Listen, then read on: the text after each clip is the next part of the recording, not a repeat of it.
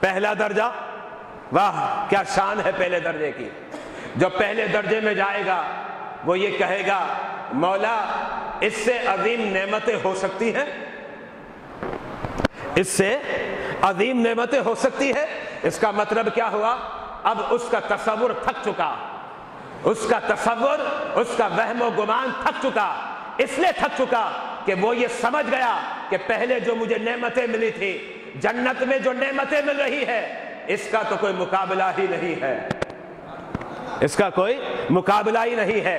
اس لیے کہ اگرچہ آپ پڑھتے ہیں دنیا میں انگور ملیں گے تو پھر جنت میں بھی انگور ملیں گے، لیکن یاد رکھیے گا جنت کا جو انگور ہے وہ لافانی ہے، اور دنیا کا جو انگور اور سیب ہے وہ فانی ہے۔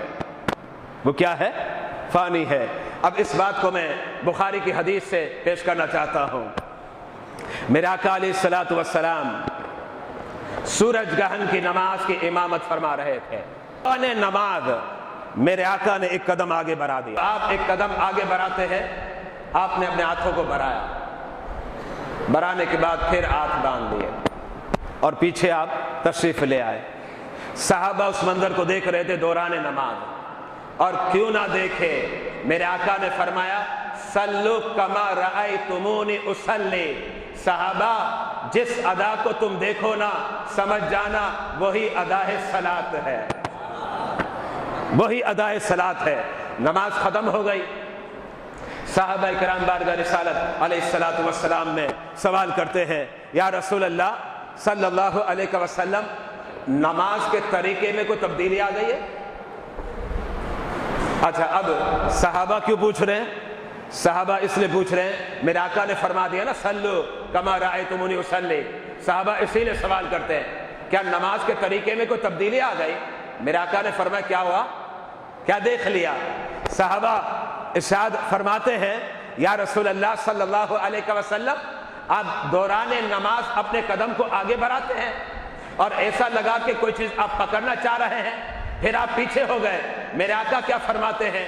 میرے آقا علیہ الصلوۃ والسلام فرماتے ہیں نماز کا طریقہ جیسے تم دیکھتے تھے اسی انداز میں ہے، اور جو طریقہ آج میں نے اختیار کیا یہ نماز کے طریقے سے نہیں ہے۔ صحابہ نے استفسار کیا یا رسول اللہ صلی اللہ علیہ وسلم پھر آپ آگے کیوں بڑھے تھے؟ میرے آقا نے فرمایا رب نے جنت کے انگور کے گوشے کو میرے سامنے اتار دیا، میرے سامنے اتارا، میرے دل نے چاہا میں پکڑ لوں، میرے دل نے چاہا میں پکڑ لوں۔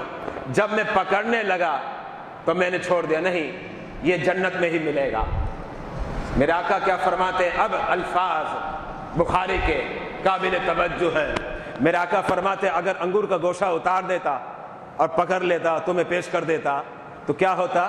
لَأَكَلْتُمْ مَا بَقِيَتِ الدُّنْيَا، فرمایا دنیا ختم ہو جائے گی، کھانے والے ختم ہو جائیں گے، قسم خدا کی انگور کا یہ گوشہ ختم نہیں ہوگا۔